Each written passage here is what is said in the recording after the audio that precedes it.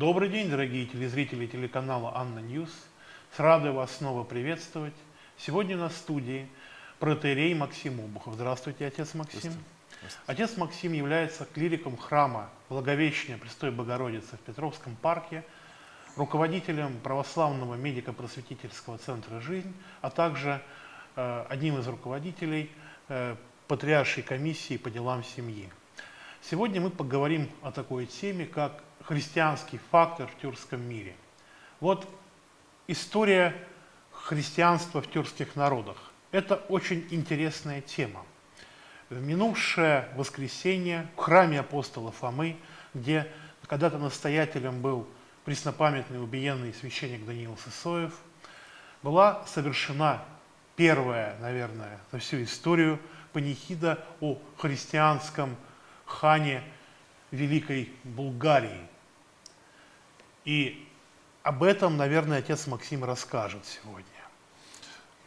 Да, спасибо. Я очень признателен татарской общине за приглашение на это мероприятие. Очень рад, приятно было пообщаться, увидеть впервые. Я поучаствовал в молитве на татарском языке. Это очень, очень радует, тем более, что, как вы знаете, татарский язык и русский, хотя они принадлежат к разным языковым семьям, но у них довольно-таки значительное взаимопроникновение. То есть много слов узнаются, так что в каком-то смысле наши языки родственные. И событие имеет следующий смысл, что в начале существования Великой Булгарии ее верхушка, князья, приняли христианство, и хан Кубрат, как бы праотец татарского, болгарского, чувашского народа, был православный христианин, крещенный в Византии. И это подтверждается ссылками на разные источники, на византийские летописи, и также подтверждается данными археологических раскопок его могилы, которая была найдена больше 100 лет назад в Полтавской области. Вот так. И, конечно, надо понимать, что мы вполне можем молиться за него, его упокоение. Это такой же праотец татарского народа, как для русских князь Владимир. И поскольку он был крещеный, можем упоминать его под его реальным именем, хан Кубрат. Тем более, что это имя достаточно известно в самой Болгарии среди православных христиан. И вот такая фамилия Курбатовы, да, известна на Украине, она обычно тоже этимологически происходит от имени этого князя. Это один из великих наших соотечественников.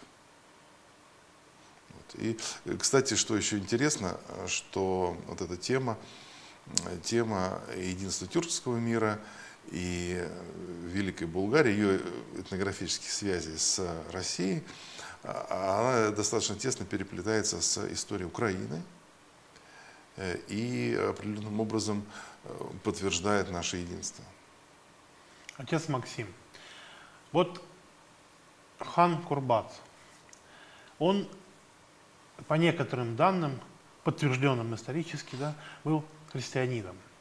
И ведь он, как вы уже подчеркнули, является основателем также и созданной впоследствии его сыном Волжской Булгарии. Была Великая Булгария, она потом разделилась. Его сын основал Волжскую Булгарию. И в городе Булгар, как известно, сейчас была построена Исламская академия, потому что через этот город началось распространение ислама в Поволжье. Но этот город также имеет и христианскую историю, христианские корни. То есть это крайне интересная тема. Почему она интересная? Потому что Россия – это многоконфессиональное и многонациональное государство. В России несколько народов, а прежде всего русские и татары, вложили огромный вклад в создание и укрепление нашей государственности, приобретение России субъектного статуса на мировой политической арене. И Россия, она впитала в себя две части мировых религий – христианство и ислам. Вот Россия – это двухглавый орел, да, который имеет две главы. Можно сказать, что одна глава – это славянский мир, православный, да. Вторая глава – это исламский мир, тюркский мир. Но существует и сопересечение, потому что не все тюрки мусульмане, не все татары мусульмане. И эта история, которую вы упомянули, да, о хане Курбате, о том, что он был крещен в Константинополе, это действительно подтверждение вот той концепции единого народа, единой нации, которую сейчас в России пытаются сверху построить. Владимир Владимирович Путин на Валдайском форуме об этом неоднократно говорил, такой императив пустил в общество, да, и сейчас предлагаются различные идеи, как нам создать концепцию единого русского или российского мира. И вот то, о чем вы рассказываете, это крайне интересная веха. Вы знаете, я хочу еще повторить историю. С этого начал проповедь во время служения панихиды Хана Кубрату. Хана Кубрат на самом деле знают все. Знают и следующую притчу. Ну, вы, наверное, слышали про историю об отце, который собрал своих сыновей и дал им переломить веточки. Сначала в виде веника никто не мог переломить, а потом, когда их разделили веник на отдельные кусочки, они легко переломали, и отец сыновьям говорит: вот так вы должны держаться вместе, вас не смогут сломать, когда вы вместе, а когда вас разделят, вас переломают. Так вот, эта история является не сказкой, а это было на самом деле, и это история хана Кубрата и его сыновей. Это очень, очень интересно, конечно. И я должен сказать, что вот все-таки единство народов, которые населяют Россию, оно имеет достаточно глубокие корни. И, предположим, если вы возьмете язык, на котором говорят, например, русский, татарский, да, то, повторимся, здесь очень глубокое взаимопроникновение. Русский язык не менее 10% имеет татарских корней. Это целая куча тюркских слов. До 20% географических названий. И, соответственно, татарский язык тоже в обычной жизни, тоже в нем много русских заимствований. А также, если вы возьмете и посмотрите на наследственность, то есть сейчас достаточно легко доступный анализ ДНК, то вы увидите, что взаимопроникновение народов, которые населяют Россию, и в том числе русских и татар, оно очень велико. Даже если, предположим, вот вы проведете сейчас такой эксперимент, ну как бы снимете с людей этикетки, их культурные, да? То есть вот вы возьмете анонимно, обследуете какое-то количество людей, то далеко не факт, что по анализу ДНК вы сможете определить, кто русский, а кто татарин. Это будет сделать не так просто. Отец Максим, вот возвращаясь к хану Курбату, может ли быть в перспективе допущено, что он будет причислен к лику святых, канонизован Русской Православной Церкви? Возможно ли это? Это зависит я думаю, что от народов, которые от него произошли, от их инициативы. Во-первых. Во-вторых, я не знаю, но в самой Болгарии, это народ, который является прямым потомком, я имею в виду Балканская Болгария, да? Этот народ, который тоже является потомком хана Кубрата, там канонизация не произошло. Почему, я не знаю. То есть, мне кажется, что мы можем просто провести какое-то мощное расследование, знаете, какое-то глубокое исследование его жизни, кто он был, что он был.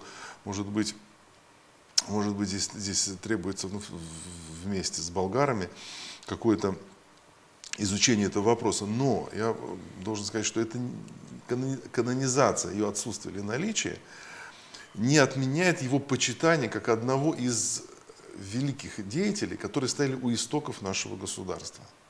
Пусть оно меняло форму, пусть у него двигались границы, но вот это огромное, так сказать, огромное государство, которое все-таки смогло какое-то время просуществовать в каком-то едином поле, оно же было многонациональным, да, там же входили и славяне. Сам факт, что это великая личность, великая историческая личность, он дает нам все основания его почитать как известного исторического деятеля. Ему можно ставить памятники, можем ему служить панихиды, можем скажем, как бы его причислить к, так сказать, к числу одного из великих людей, ну, может быть, даже незаслуженно забытым. Отец Максим, мы поставим в наш эфир репортаж сегодня о том, как в храме апостола Фомы в воскресенье была совершена панихида. Вы тоже говорите там проповедь, там записаны представители Московской татарской православной общины, которые дают интервью телеканалу Анна Ньюс. И знаете, отец Максим, я тоже лично знаком со многими православными татарами. У меня достаточно большой круг общения, из них состоящий. И я могу вам засвидетельствовать, вот это мой небольшой опыт, что татары, православные татары, они ни в коей мере не меньше любят Россию, да, чем русские. Православные татары и русские, по сути дела, составляют действительно единый народ. И когда нас пытаются разделить, вот есть, к сожалению, такие представители политического истеблишмента, которые говорят, вот ты русский, а ты татарин, если ты татарин, значит какой-то дефект, значит ты православный. Это вот не совсем правильно. Это попытка разделить. И концепция русского мира, которая святейшим патриархом Кириллом сейчас поддерживается, да, и является, по сути, на мой взгляд, и должна стать государственной идеологией России, она ни в коей мере не выводит за рамки этого мира татар, будь они православные, будь они мусульмане. И вот те инициативы, которые сейчас продвигаются в медийное пространство, и те инициативы, которые вы, батюшка, предложили, именно совершать регулярные панихиды Хану Курбату, организовывать медийные кампании этому посвященные, и, может быть, даже причислить его к лику святых, исследовать его житие на предмет возможности канонизации. Вот эти все инициативы служат делу укрепления нашей государственности. И 4 числа, вот не так давно, 4 ноября, в День народного единства, святейший патриарх и Владимир Путин совместно открыли памятник князю Владимиру Равноапостольному, который просветил светом крещения Русь. И вот, может быть, когда-нибудь в Москве также будет открыт памятник хану Курбату, который также является тем человеком, который наряду с князем Владимиром заложил второй кирпич в основание нашей великой государственности. Я полностью с вами согласен, и тем более, что эта семья, хан Курбат и его сыновья, они еще объединяют русских с балканскими христианами. То есть там достаточно сложные на Балканах происходили этнографические процессы, которые сопровождались как бы сменой языка. То есть определенной сменой идентичности, но болгары сохранили свое самоназвание, которое сочетается с самоназванием казанских татар. Они себя тоже называют булгары. И, конечно, это очень интересно. И, кроме того, стоит обратить внимание на почитание их в самой Болгарии. То есть там стоят памятники, там именами этими называют детей. Там, по-моему, город целый назван в честь хана Аспаруха, который был связан с Болгарией. Ну, кстати, он был убит, погиб в Запорожье, на Днепре. Так что тоже все это связывает нашу историю, знаете, какой-то цепью воедино. Мне кажется, что мы могли бы начать с проведения какой-то конференции, посвященной памяти этой целой семьи. Кроме того, необходима, я уверен, установка памятных крестов на месте их захоронения. Там, где похоронен хан Аспарух, уже стоит церковь. Ну, а где похоронен хан Курбат, там тоже мог бы стоять крест. И вопрос, опять же, требует изучения и исследования. Отец Максим, сейчас мы тогда посмотрим с нашими телезрителями ролик, репортаж с панихидой в храме апостола Фомы.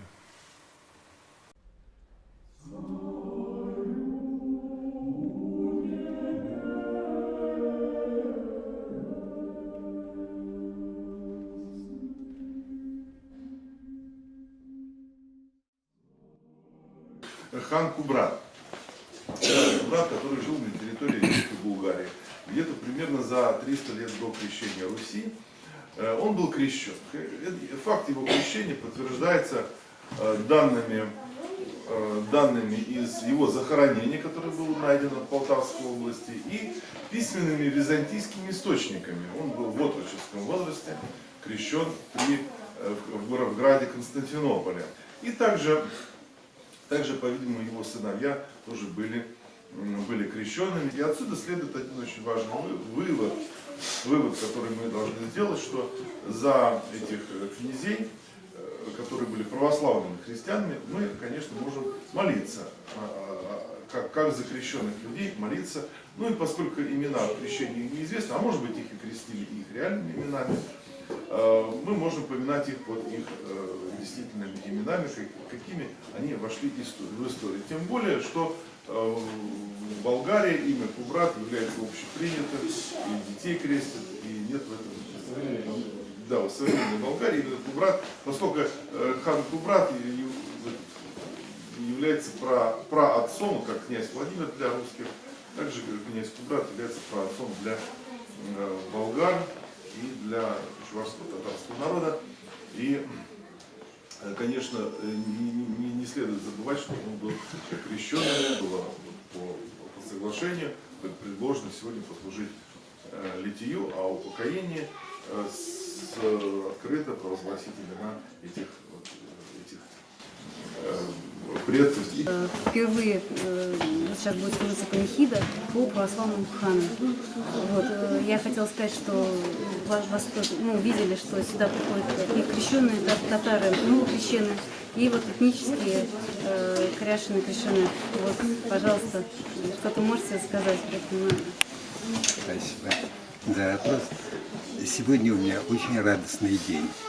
Я впервые за долгое время имел счастье присутствовать на служениях, в котором проповедь шла на церковно-крашинском и старославянском языках.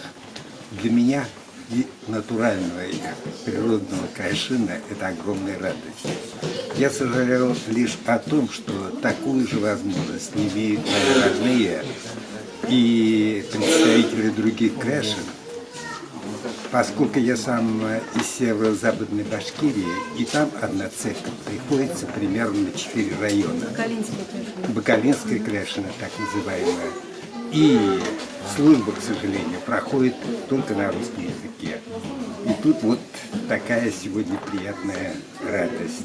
Я очень благодарен вам за приглашение меня. Это прекрасная практика, да. Мы хотели сказать, что вот это... Огромное вам спасибо. И я буду и дальше стараться приходить. Господь Бог, учени души их, эти же праведнее упокояются. И